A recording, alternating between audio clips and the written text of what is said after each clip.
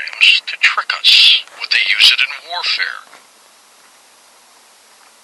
You know, we were warned some time ago about Project Bluebeam, a false holographic invasion of UFOs. But would they go that far? Would they use holograms to trick us? Would they use it in warfare? Well, up next, Fred Bell. We will talk about that and much more with electronic harassment and just what is Big Brother trying to do? That's next on Coast to Coast AM. Alright, now this right here is a documentation file that every targeted individual, whether they have experienced the Bluebeam Project or not, needs to research online. Do it. Just trust me. Okay? Now, I'm in San Diego, California. My name is Leslie Williams, and yesterday I made two YouTube videos. I made two videos that I was planning on uploading to YouTube. Okay, concerning, I'll just put it to you this way, because I have to be very careful about what I state in reference to what I know, or what, well, I'll put it to you this way, do I know it? Excuse me, I'm eating a Pop-Tart. Anyways, as a result of being a targeted individual, and targeted individuals are subject, can they be subjected to sophisticated technological resources that are attached to organized stalking, gang stalking expeditions? Yes, they can, in a heartbeat. Now, please go to Google Maps and type in 11812 Braille, Detroit, Michigan, 48228. And once you see the pictorial representation of this house through Google Maps, you can then right-click on the mouse button. Okay? Two squirrels are fighting right now. And you can right-click and hold the mouse button, the right mouse button, on this house, and then pan it so you can see down the street half a block from this house, and you will see two huge radio towers. If you watch the Jesse Ventura Brain Invader show, you will see that in reference to, even though they don't describe it by name, what these people are experiencing in this show, the microwave hearing effect is what they're experiencing in the directed energy weapons, and both of those technological capabilities are described in the, at the bottom of Freedom from Covert Harassment and Surveillance, at the very bottom of their homepage. And that organization is set up to advocate for organized stalking, gang stalking targets.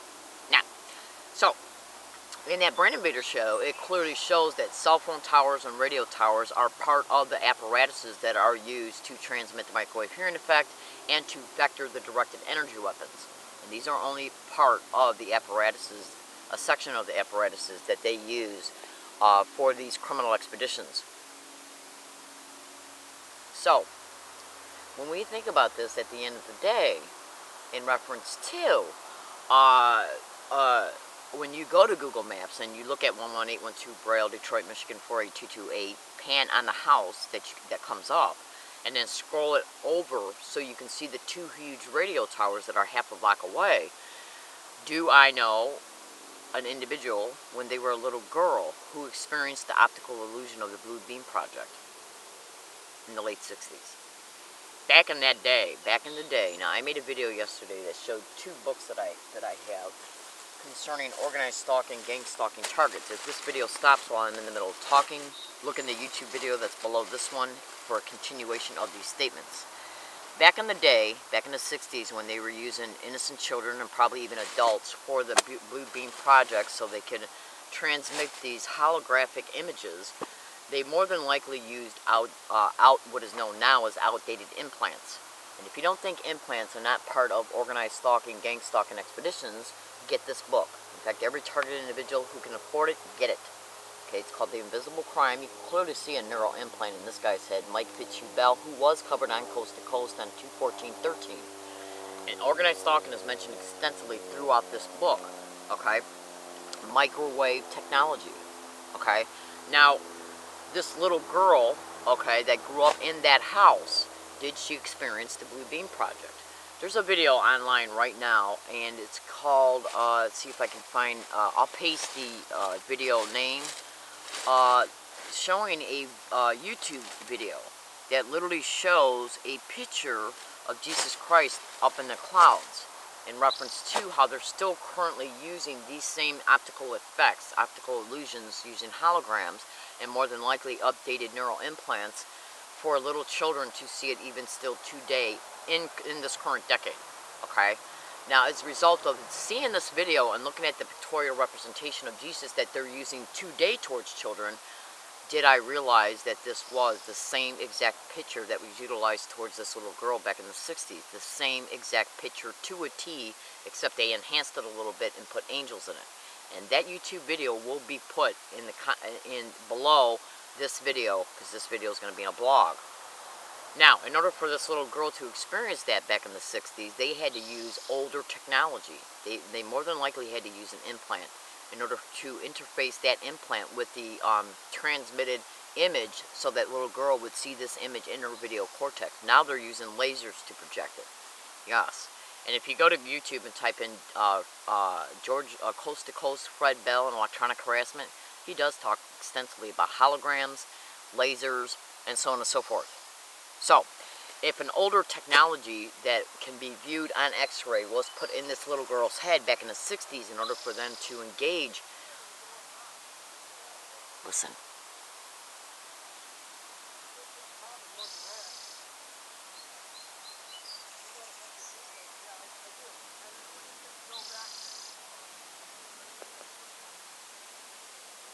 They're engaging in gang stalking up on the sidewalk where I'm at. They'll ride their bikes by and say, gang stalk, gang stalker, gang stalking. Why don't you come and steal her stuff? So anyways, in order for this little girl to have experienced the Blue Beam Project as a result of possibly an older, as a result of a neural implant put in her head, so her video cortex could see it, this technology back in the 60s that was used would be outdated today. But the technology and the neural implants they were using for that do show up on X-rays. So did they have this little girl tracked throughout her entire life and then initiated organized stalking and gang stalking towards her? Did they do this? Who is this little girl that I'm talking about? Okay. In organized stalking, gang stalking expeditions, what they basically do when it comes to non-consensual human experimentation is part in the section of organized stalking, gang stalking expeditions, okay? What they will do when they have flagged and tagged a target, when they have used a child back in the 60s, they'll track them their entire life to make sure that the evidence is never discovered on an X-ray, because this little girl could have gotten in any kind of a car accident or been assaulted or whatever, had to go to the hospital and get an X-ray, and would it show up on an X-ray? The newer technology doesn't show up on X-rays. It shows up on MRIs, though, and ultrasounds, if you're lucky. Okay, because they're getting so sophisticated now, they're using technologies that is the size of a dust particle. Yeah, which is extremely hard to find even on fMRIs, MRIs, or ultrasounds. So who is this little girl? I'm in San Diego, California. My name is Leslie Williams, and I make these videos to inform, to expose the truth concerning the factual realities of these organized stalking, gang stalking expeditions. This was the statements that was made in a video that I made yesterday, and then after that video was made, I made another video. Okay? They allowed that second video to be uploaded over at UCSD, because I was using this computer that I bought from Staples the other day, and I went over there to use their Wi-Fi connection. The second video was allowed to be uploaded, but the first video wasn't. So I'm remaking it now.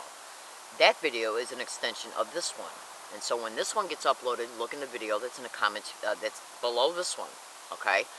And I'll eventually put the blog's URL address that all these videos are in the description of this YouTube video, because this will be a YouTube video. My name is Leslie Williams. I am in San Diego, California, and I make these videos to help people understand the factual realities of organized stalking, gang stalking expeditions, concerning just one aspect of why organized stalking and gang stalking is initiated towards them. You can go to YouTube and type in John Hall. He was covered on Coast to Coast in January 2013. I can't find the whole entire broadcast online right now, but I have been able to find segments of it. And there was one segment of it where he talked about, he was talking with George Norrie, and then an individual called up in reference to that individual hearing the radio show. Okay? And he stated that he is getting strange sounds over his phone when he's using it. Okay? Now, most extremely educated, targeted individuals who have done their extensive research are aware that phones are being used in these criminal expeditions, because it's how they're making a neurological access to these implants by dialing out the number that is interfaced to the frequency of these implants. So what we have to understand here is that in organized stalking, gang stalking expeditions, they will use, oh, I forgot my train of thought, so just hang on a second. I'll keep talking and maybe it'll come back. Sorry, I'm having one of those brain freezes. But anyways, targeted individuals are kept track in real time to make sure that they at least are kept isolated in these expeditions, so they can never get no uncorrupted legal assistance. They get no help whatsoever from the police in any way, shape, or form, and the police definitely can be used to deliberately file falsified police reports about a target. Because these expeditions, they want to make sure that they are never exposed, because the perpetrators that are managing these expeditions, they know they're involved in extreme human rights violations that are up and down the road in reference to many penal codes that they are violating, and that's not including the human experimentation, which is actually covered by human rights. Oh, I remember what I was saying in that John Hall interview. When a guy called up, when he would, when concerning the coast to coast interview, I got squirrels right now fighting over some bread. Anyways, when he talked on that coast to coast interview, John Hall had a caller that called the radio show as it was happening, and he flat out stated he was experiencing things over his phone. And John Hall talked about the silent sound spectrum that they can use in order to harvest emotional clusters, okay, of targeted individuals. And that's part of the reason why the harassment is occurring towards targeted individuals, because as you're experiencing harassment, you are having emotional and mental responses. Are they being harvested as a result of the silent sound spectrum and the remote neural monitoring? My name is Leslie Williams. I am in San Diego, California. So,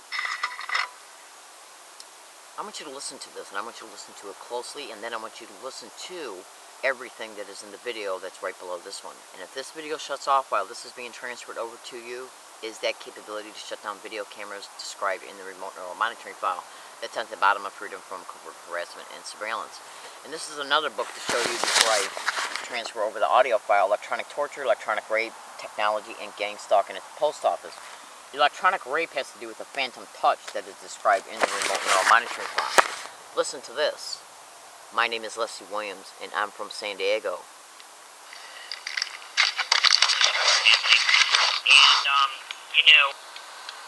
B7.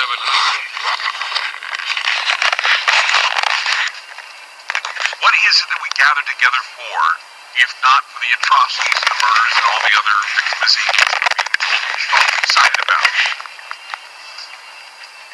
The last call, he says he does it for when he turned his life over to God.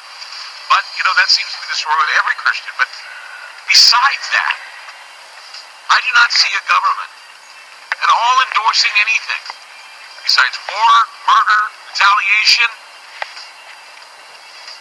disruption of civil liberties, and the destruction of the Constitution. Can somebody please tell me that they've done something else? If you can, I stand corrected, but you don't, and you can't, because it's all I'm seeing. So call me a doomsayer. Point the finger at me. Correct me. 888-673-3700 will be back.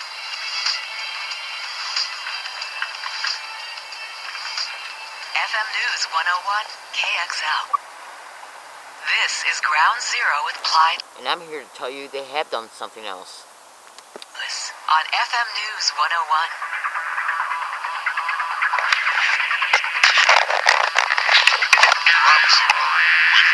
Okay, let's go to Leslie in San Diego, California. Leslie, hi, you're on Ground Zero. Yes, hi, can you hear me? Yes, I can. Go ahead. Okay, thank you. Yes, I wanted to say, Clyde, I like your show. I've learned so much from just tonight's broadcast alone. Mr. Freeman, he left, I guess, this last hour or so. I was actually going to ask him some questions concerning what he talked about with the mind uploading. I know somebody, I'm real hesitant to say who it is, but I know somebody who was a victim of the Blue Beam Project back in the 60s.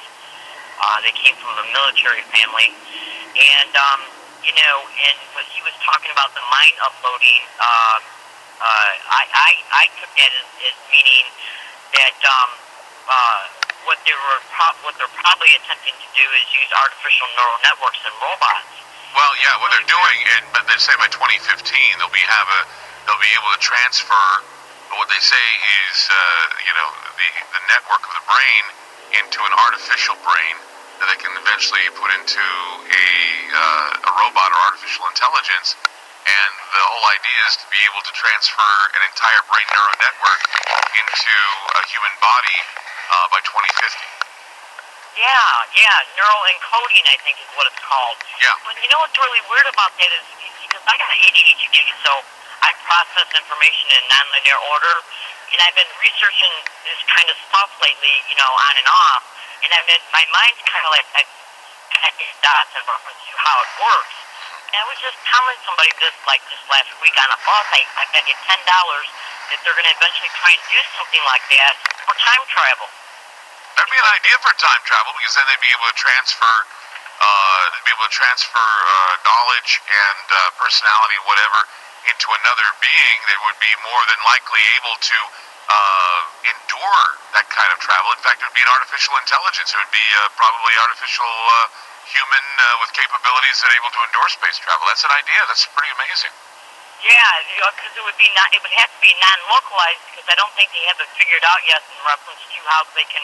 I don't know if in reference to like how long it might take to get to Mars or whatever, but Clyde, the reason why I called is that the person that I know that literally experienced the Blue Beam Project back in the late '60s.